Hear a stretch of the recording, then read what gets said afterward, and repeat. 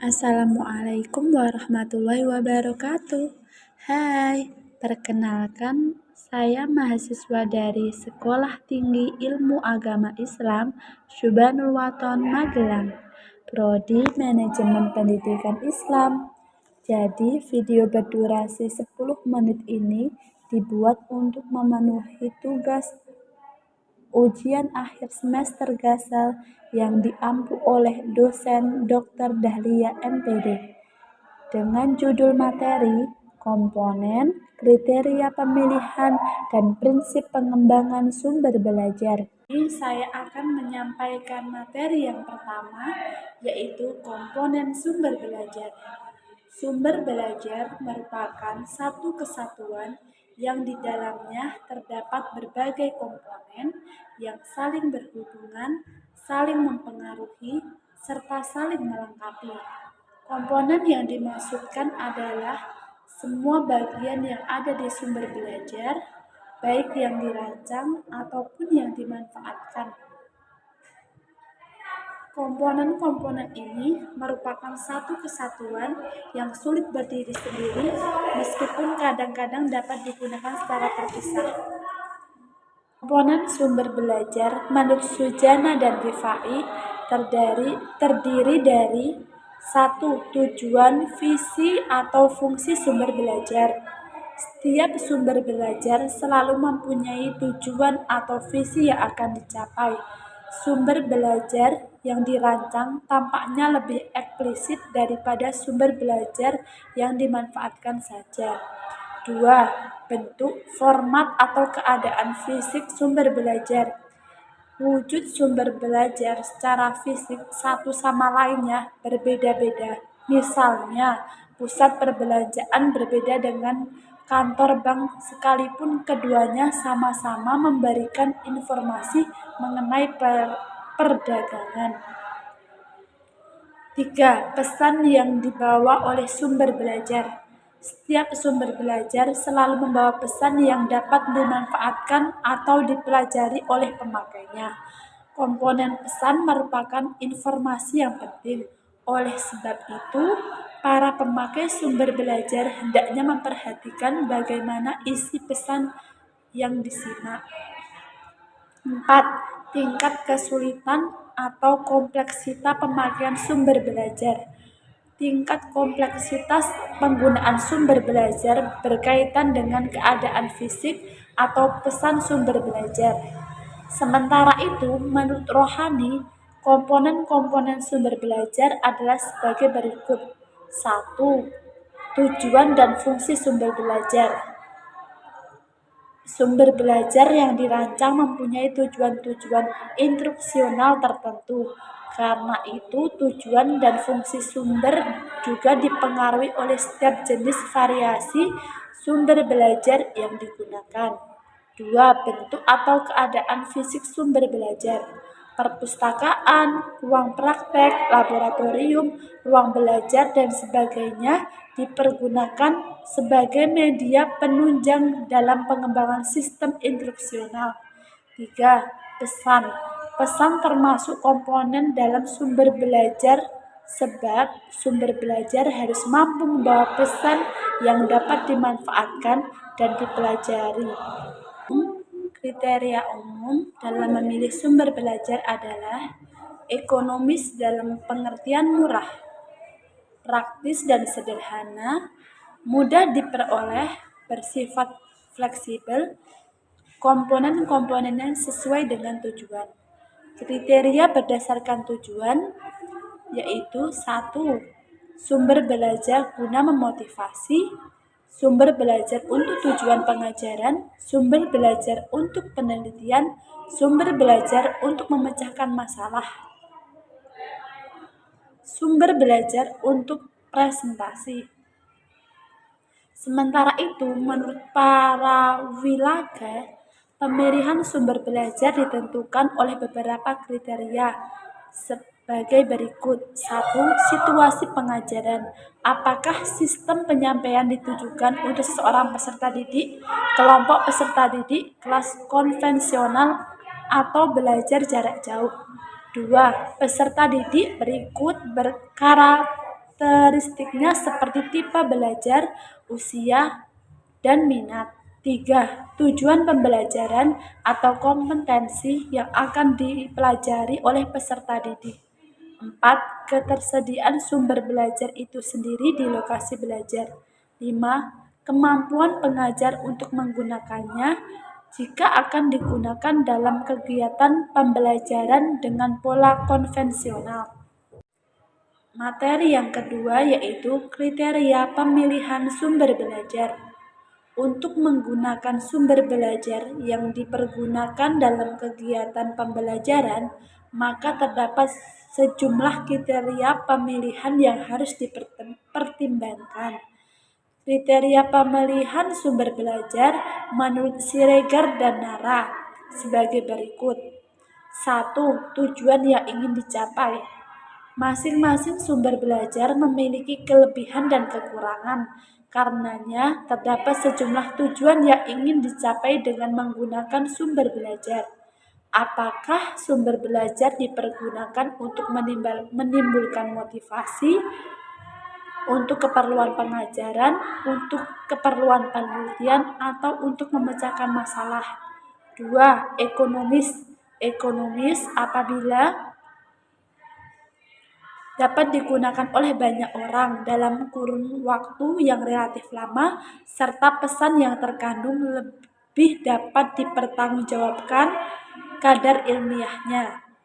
3. Praktis dan sederhana. Sumber belajar yang praktis dan sederhana, yang tidak memerlukan peralatan dan perawatan, khususnya tidak sulit dicari, tidak mahal harganya, dan tidak memerlukan tenaga terampil yang khusus adalah sumber belajar yang harus mendapatkan prioritas utama dan pertama. 4. Mudah didapat. Sumber belajar yang baik adalah yang ada di sekitar kita dan mudah didapat. 5. Fleksibel atau luas. Sumber belajar yang baik harus dapat dimanfaatkan dalam berbagai kondisi dan situasi. Senada dengan penjelasan di atas, Rohani juga memaparkan beberapa kriteria yang harus diperhatikan dalam sumber belajar sebagai berikut. 1. Ekonomis. Hendaknya dalam memilih sumber belajar mempertimbangkan segi ekonomis. 2. Praktis dan sederhana. 3. Mudah diperoleh. 4. Bersifat fleksibel atau luas. 5. Komponen-komponen sesuai dengan tujuan. Pemilihan sumber belajar menurut Sujana dan Rifai dapat dilihat dari dua aspek, yaitu kriteria umum dan kriteria. 2. Tujuan pengembangan. Secara umum, tujuan mengembangkan sumber belajar ialah meningkatkan kualitas proses dan hasil belajar pembelajar secara individu dan keseluruhan dengan menggunakan aneka sumber belajar. Secara khusus, pengembangan sumber belajar bertujuan sebagai berikut. A. Memenuhi kebutuhan pembelajar dan dalam belajar sesuai dengan gaya belajarnya. B. Memberikan kesempatan kepada pembelajar untuk memilih sumber belajar sesuai dengan karakteristiknya. C. Memberikan kemampuan kepada pembelajar belajar dengan menggunakan sumber. D. Mengatasi masalah individual pembelajar dalam belajar. E. Memotivasi pelajar belajar sepanjang hayat. F. Memberikan kesempatan kepada pembelajar mengembangkan berbagai model pembelajaran. G. Membantu pembelajar mengatasi masalah-masalah dalam pengembangan sistem pembelajaran. H. Mendorong penggunaan pendekatan pembelajaran yang baru, kreatif, dan inovatif. I. Mendorong terciptanya proses pembelajaran yang menyenangkan. J. Mensinergikan penggunaan semua sumber belajar sehingga tujuan belajar tercapai secara efektif dan efisien. Materi yang ketiga yaitu prinsip pengembangan sumber belajar. Prinsip pengembangan sumber belajar mencakup 1. Dasar pengembangan. Perlunya mengembangkan sumber belajar di institusi pendidikan didasari oleh pertimbangan sebagai berikut. A. Perkembangan ilmu pengetahuan, teknologi, dan seni begitu cepat sehingga bahan pelajaran yang ada dalam buku teks pelajaran tidak mengikutinya pada waktu yang bersamaan. B. Waktu yang tersedia untuk belajar secara tatap muka antara pembelajar dan pembelajar terbatas dan tidak mencangkup semua pokok pembahasan secara tuntas sehingga tidak mencapai kompetensi yang ditetapkan. C. Masing-masing pembelajar memiliki gaya belajar yang berbeda-beda dan tidak mungkin dipenuhi semuanya di dalam kelas. D. Pembelajar perlu dilatih mencari, menemukan, mengolah, dan menggunakan informasi secara mandiri. E. Sumber belajar yang ada perlu dimanfaatkan secara terintegrasi dan optimal sesuai dengan proses pembelajaran di kelas untuk efektivitas dan efisiensi proses pembelajaran. F. Pusat sumber belajar dapat dijadikan sebagai penggerak komponen pengembangan. Komponen sumber belajar yang perlu dikembangkan dapat dikategorikan ke dalam A. Pesan. Pesan merupakan gagasan atau materi bahan pelajaran yang harus dipelajari pembelajar untuk memperoleh kemampuannya tertentu sebagai tujuan belajar. B. Orang. Dalam sistem belajar tradisional, pembelajar dianggap sebagai sumber belajar utama dalam proses belajar karena ia memiliki lebih banyak pengetahuan dan keterampilan daripada pembelajar. Akan tetapi, pembelajar juga memiliki kemampuan yang terbatas dalam memberikan informasi yang diperlukan pembelajar dalam membangun pengetahuan dan keterampilannya. C. Bahan belajar meliputi media cetak dan non-cetak atau elektronik yang mengandung informasi serta dapat membantu pembelajar mencapai tujuan belajar. D. Alat yang dipergunakan sebagai sumber belajar termasuk alat praktek di laboratorium serta alat peraga yang digunakan menjelaskan pokok bahasan. E. Prosedur mencakup pendekatan, strategi, metode, dan teknik belajar yang membelajarkan. Prosedur dikategorikan sebagai sumber belajar karena pesan atau bahan belajar yang dipelajari akan dapat dipahami oleh pembelajar kalau disampaikan melalui prosedur yang tepat. F.